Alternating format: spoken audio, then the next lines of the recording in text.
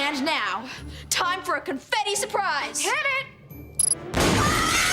Breaking news, millennials, they're rebooting iCarly. For you Generation Zers and Boomers on here, this is of high significance. iCarly was actually ahead of its time. iCarly was the 2001 The Space Odyssey of predicting 2000s kids' behavior. Who knew a show about millennials recording themselves doing absolutely anything to be entertaining and putting it on the internet immediately would actually become a thing? Too much of a thing. At the time, it really wasn't. At least it wasn't easy unless you were a nerd. Like me. I was the Freddy of my life in universe.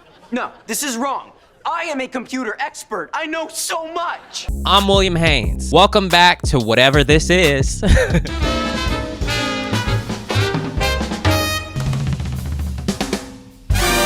Let's do a little investigating here. The show launched on September 8th, 2007. Like, look at the camera Freddy has. I texted my cinematographer friend John Ross, who speculates that it's a Canon XL2, which costs $600 now. So back when the camera was new in 2007, when they shot this, it was $4,297. Freddy was 14. I remember when the show came out, all I could think about was that the teacher principal lady was Frau from Austin Powers. Yeah.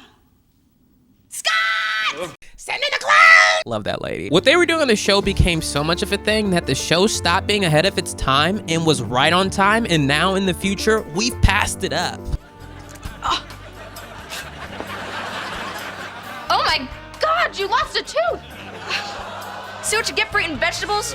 We doing way more than that now. Everybody's doing that. It's commonplace, honey. Live streaming yourself and your friends to the internet isn't Star Trek space science anymore. It's basic. You mean you don't go on IG Live? At the time, downloading your mini DV tapes using FireWire into Final Cut Pro wasn't any different than sending a hydrogen particle through the transporter room while the engines are at full impulse. Regular people did not know how to do that stuff, hunty, but us nerds did. You, my friend, are a terrible manager, and you don't deserve to have me work here. That's why shows like this can actually benefit from an update. The audience has grown, but not too much. I've always felt a personal relationship with the show because I was actually trying to make internet videos at the time when it wasn't cool and easy to make internet videos like it is now. Because of this, I found my earliest YouTube video uploading that I could find ever, which was from April 2008.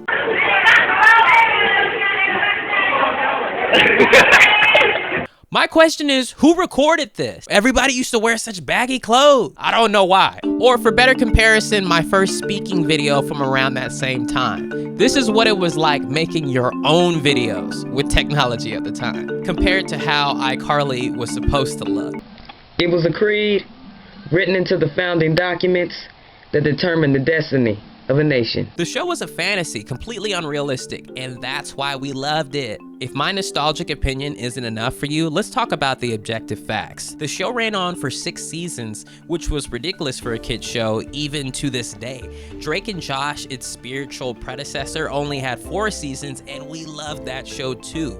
Are they done sucking face yet? The January 2010 episode I Saved Your Life garnered 11.2 million viewers, the second most viewed telecast in Nickelodeon history. The only telecast in Nickelodeon history with more views than that episode of iCarly was the premiere of Rugrats All Grown Up, which actually only beat it by less than 800,000 views. We're not babies anymore. Another show that got the attention of kids as well as younger teenagers, garnering Nick a valuable, diverse audience. So it makes sense that Paramount Plus wants to revive it. The new revitalized streaming service actually launches March 4th, 2021, and this is a great project to gain that millennial interest.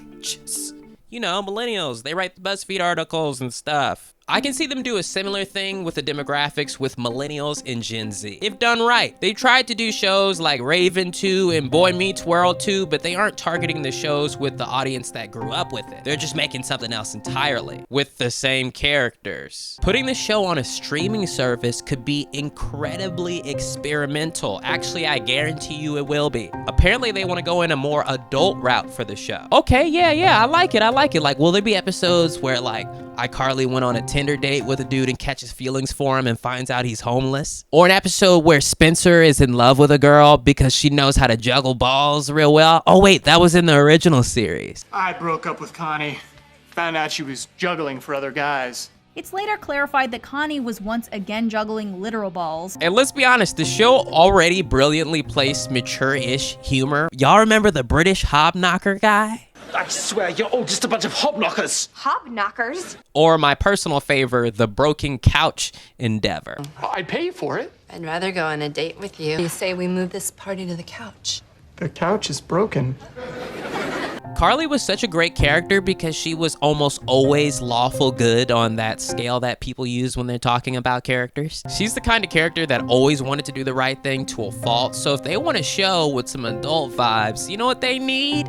Me. They should put me on it. Oh yeah, I'll play her hip influencer friend with abs that helps pull her out of her nerdy shell. I can see it now. We could do one of those will they, won't theys. So before the show gets too deep into development, even though it already is, I gotta submit my audition tape. I already lived iCarly. I went from making my own internet videos to doing them professionally. I've suffered the consequences in real life. I gotta submit my audition tape.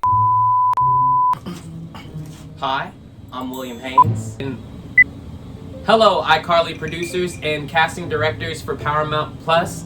I'm William Haynes, and thank you for listening to my tape. Here we go. I'm auditioning for the character of Devon. Carly, I'm so sorry, but I accidentally tweeted out a link to the hub from your Twitter account. I thought it was mine.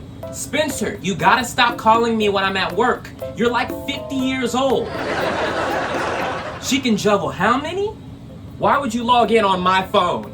So Freddie, I was hacking into Liza Koshy's Instagram and I noticed that the last person she DM'd was you. Carly, I'm so sorry that the dude you met off Tinder and caught feelings for turned out to be homeless, but at least you didn't let him hit, right?